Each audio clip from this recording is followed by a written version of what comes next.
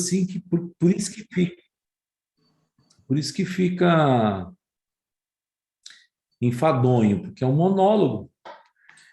Então, o ideal mesmo para aulas online é, é a gente ter uma explicação, uma explanação do professor, mas termos também acesso ao material com mais conteúdo para acrescentar ainda mais conhecimentos, né? E ter, sim, um momento de como esse, para tirar dúvidas, né? A pessoa precisa realmente ter acesso aos professores para poder tirar qualquer dúvida que surgiu aí dentro da sala de aula, né? Isso aí. Próxima aula que a gente vai gravar, eu estou querendo falar sobre bibliologia, né? Sobre o panorama bíblico, e eu acredito que vai ser bem útil para todo mundo mapear a Bíblia de uma forma seccionada, né? Os livros, Pentateuco, os profetas maiores, profetas menores, livros de história, né? Os livros da monarquia, era da monarquia, enfim, a gente fazer essa divisão da Bíblia juntos aí, explicando, né, toda a conexão que o texto tem, desde Gênesis até Apocalipse. Você vê que a história ela se conecta, né?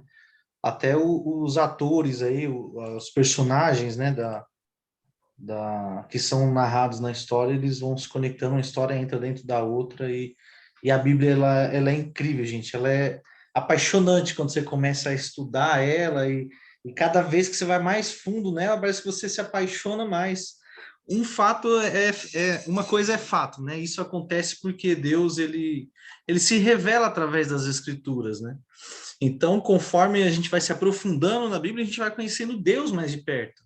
E daí sai a importância, né, de ter esse ensinamento e de se dispor a estudar e ir cada vez mais fundo nesse conhecimento.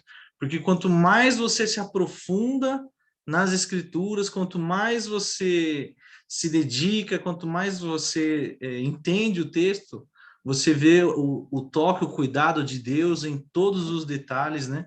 Desde a criação do mundo até a promessa da vinda, a segunda vinda dele, né? Então, nós vamos fazer aí a próxima aula nesse sentido, né? Estou combinando com meu pai para a gente fazer essa divisão de matérias aí. Meu pai dá uma matéria, eu dou outra. E assim também tem essa dinâmica, inclusive, dos professores, né? Porque, como meu pai acabou de falar aí, se ficar só um método, só uma pessoa falando, às vezes pode ficar chato, né?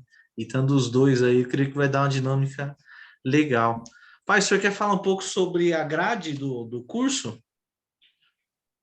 Então, todo curso que se preza, que é um curso assim, vamos dizer, bom, é de bom para excelente, né?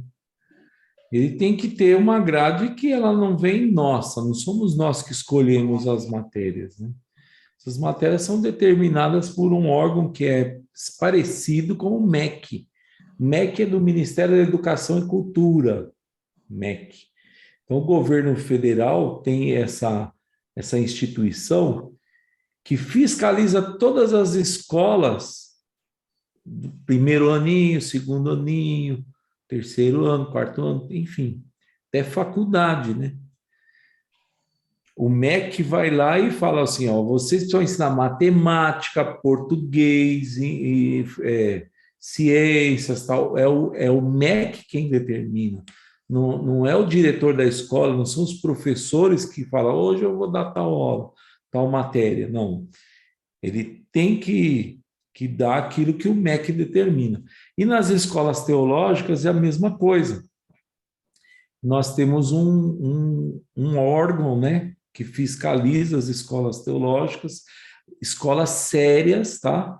São fiscalizadas. Então, a nossa escola sempre foi uma escola séria. E aí nós temos a AETAL. A AETAL é a Associação das Escolas Teológicas da América Latina. A sigla fica AETAL, Associação das Escolas Teológicas da América Latina. Então, essa instituição, ela já traça, né, as matérias que são ministradas.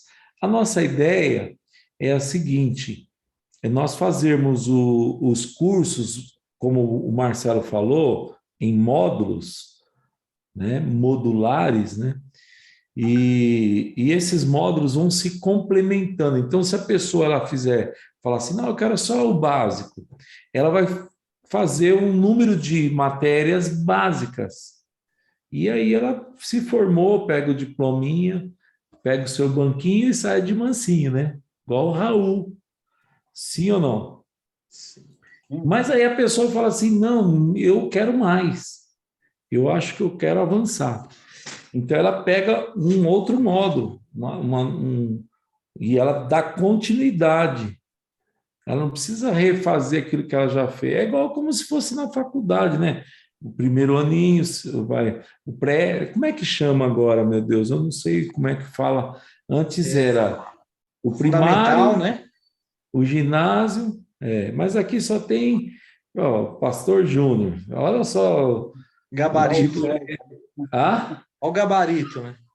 Ó, galera, então não adianta você falar esse negócio de fundamental aqui nesse grupo aqui, não.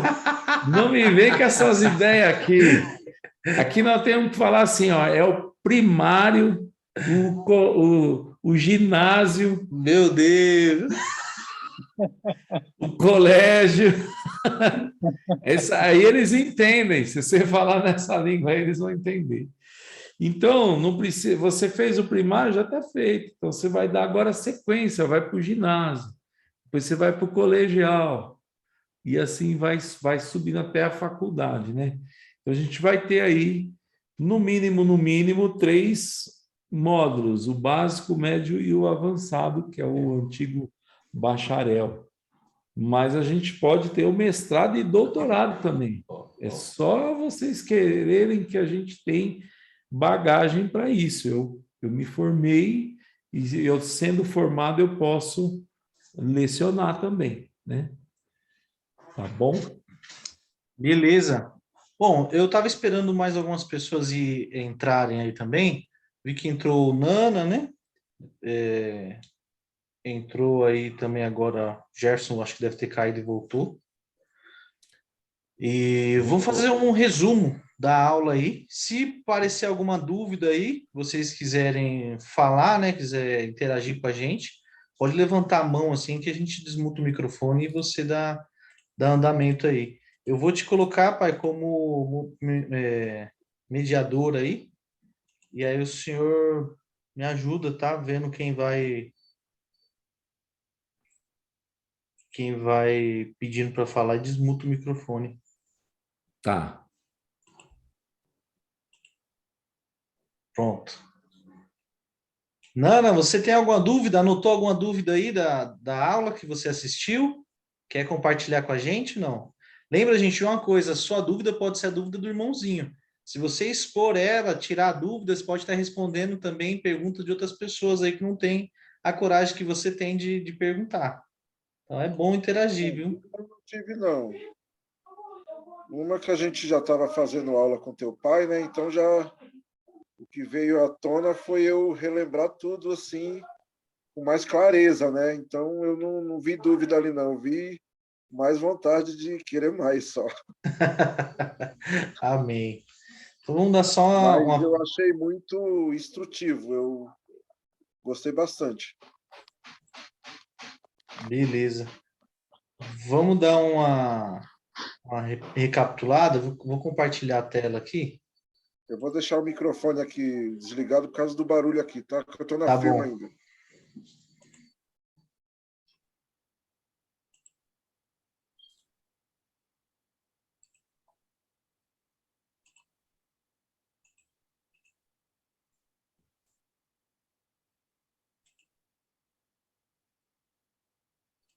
Agora eu acho que só está compartilhando a sua tela, pai. Tenta compartilhar a sua tela para ver.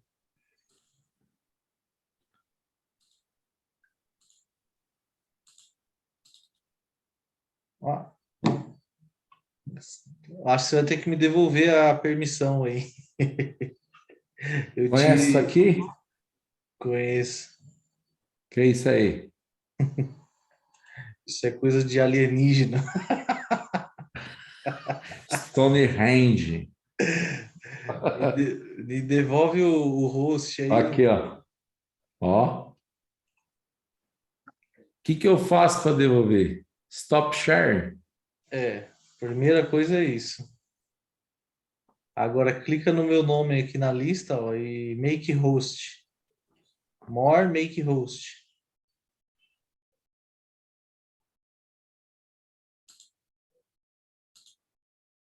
Pronto. Pronto, agora voltou para mim. Pronto. Vocês estão vendo aí? Tamo. Os Pronto. evangelhos. Então, acho que isso deve ter ficado claro, né? Que evangelho, ele vem da palavra evangelho, né? Que quer dizer boas novas, boa notícia, né? Vem do grego evangelion. Deu também a origem ao termo evangelista da Bíblia, da língua portuguesa, né? E as boas novas é uma boa notícia. Tinha no Antigo Testamento também uma função de um cara, um soldado do exército, que ele vinha correndo na frente do exército para trazer as boas notícias. E ele era chamado de evangelista na época. Ele era o portador das boas notícias. Porque, ou da notícia ruim também, né? Se o exército perdesse e ele chegasse, conseguisse chegar com vida, ele trazia a má notícia. Dava tempo do povo fugir. Agora, se não chegasse a tempo, ou aliás, se fosse uma vitória, eles chegavam celebrando, né? Então todo o povo ficava sabendo que o exército ia vir após a vitória. Então, essa função do exército aí, ela foi replicada no Novo Testamento, né? Anos mais para frente, como aquele que traz a boa notícia. E eu tenho uma aplicação dessa mensagem bacana para a gente, que a boa notícia que hoje nós carregamos também é uma vitória. Vocês acreditam nisso, sim ou não? Amém. Amém. A vitória de Cristo na cruz do Calvário. Então, nós hoje somos portadores das boas novas, somos todos evangelistas aí. Amém? Quem recebe essa função de evangelista aí, se Eu. manifesta aí, meu povo. Amém. Amém. Bom, então ele começou a ser escrito bem próximo da morte de Jesus, os evangelhos, né? E todos datam de menos de 100 anos da morte de Jesus, o que no contexto acadêmico torna os evangelhos documentos muito confiáveis, né? Porque são muitas narrativas de alguns testemunhos, inclusive oculares. Outros são relatos de pessoas que estiveram com alguns dos primeiros discípulos, que estão narrando ali. Outros escrevem uma narrativa de um próprio discípulo, né? Diz que o Evangelho de Marcos, por exemplo, ele é uma narrativa de Pedro. Pedro vai contando para ele tudo como foi que aconteceu e ele vai escrevendo, né? Então, é uma narrativa de fatos. Isso nós vamos entender um pouco mais para frente, a hora que nós entrarmos aqui no gênero literário. Na matéria de bibliologia, nós vamos falar muito sobre isso, sobre aprender a identificar o gênero literário, quando a gente bate o olho lá na Bíblia. Porque o Evangelho, ele também é um gênero literário, que ele tem uma narrativa e ele também traz consigo uma mensagem de salvação, uma mensagem de vitória, né? Então, essa narrativa, ela tem tanto valor assim acadêmico por fato disso. Tem geografia narrada ali, nome de pessoas importantes, inclusive, da época, que pessoas que são relatadas por historiadores do primeiro século, historiadores, inclusive, que não são cristãos, mas que acabam mencionando os fatos históricos que ocorreram, a Guerra dos 70 anos, muitas coisas que envolveram o povo judeu, por exemplo, e eles vão narrando esses fatos, vão citando nomes ali que contém na história bíblica. E isso, mais uma vez, vai trazendo a veracidade aí para a Bíblia e só aumentando a nossa fé e que a Bíblia é a mensagem de Deus revelada para nós, amém? O Evangelho são um gênero único na literatura universal. não são meros relatos, mas também é um convite de adesão ao cristianismo.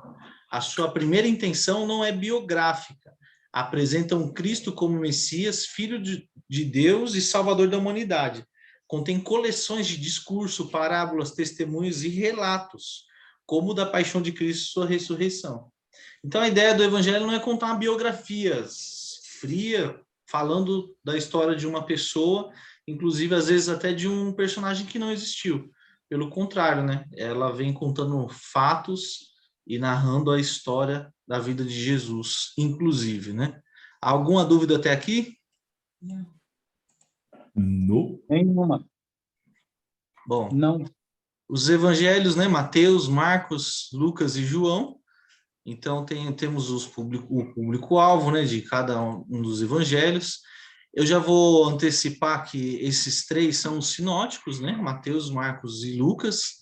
O evangelho de João, ele tem uma característica muito peculiar dos outros evangelhos, que ele narra uma história da vida de Jesus um pouco mais apaixonante, sabe? Mais mostrando Jesus como Deus, né?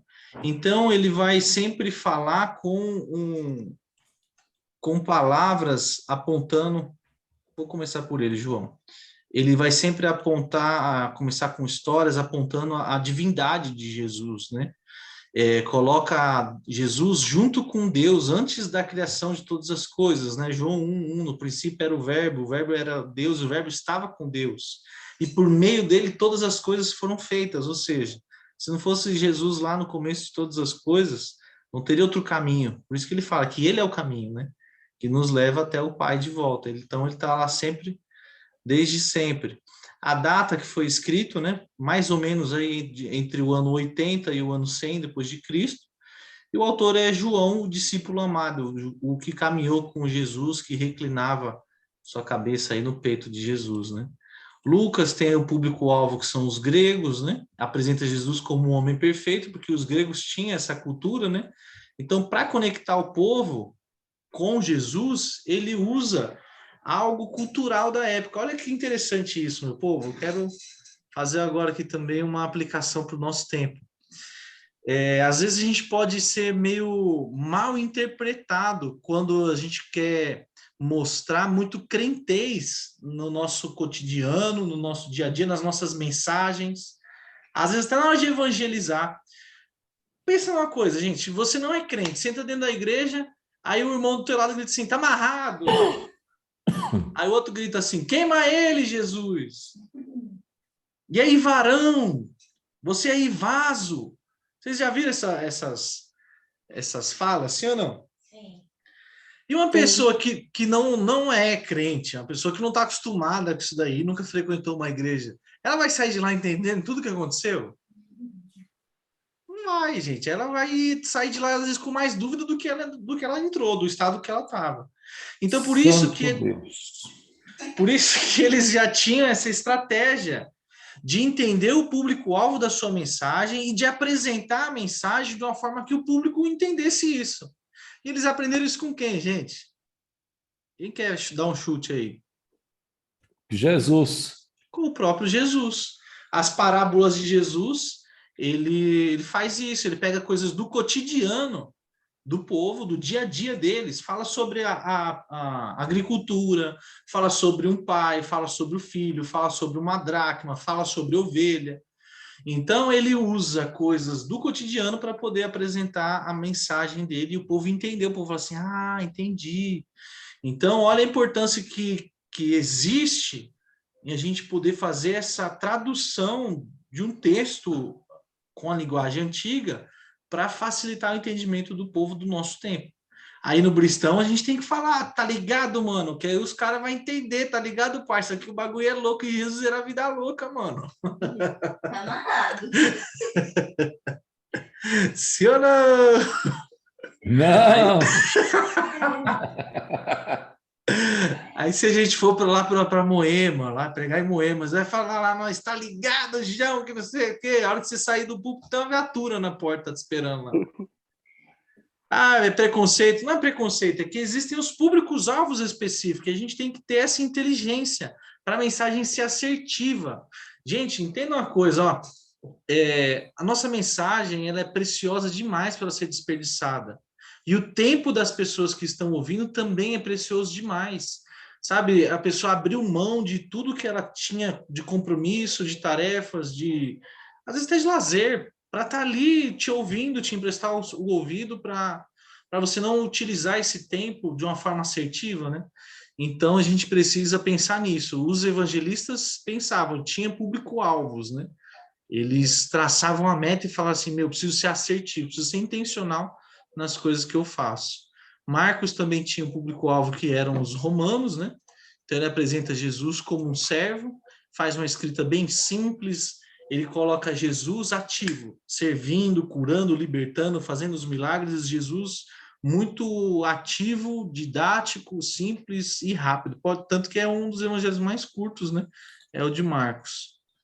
E o público-alvo de Mateus eram os judeus, apontando Jesus como o Messias esperado. Você vê que ele mostra, né, a descendência de Davi, as profecias, ele vai sempre enfatizando as profecias, usa termos e costumes judaicos, para que o povo também tenha a conexão, falando, entendi do que esse cara está falando. Está falando que os profetas profetizaram antigamente, está falando da nossa cultura, está falando, sabe, de coisas que a gente conhece. Então, talvez, se não fosse um judeu entender a mensagem de Mateus, ele podia ficar com algum certo de problema aí para poder entender isso, a mensagem dele. Então, meu povo, eu quis fazer só algo rápido mesmo aqui hoje, só para a gente relembrar a aula aí. E espero que na próxima aula a gente consiga interagir um pouco mais, né? Os sinóticos é porque eles têm a mesma ótica, né?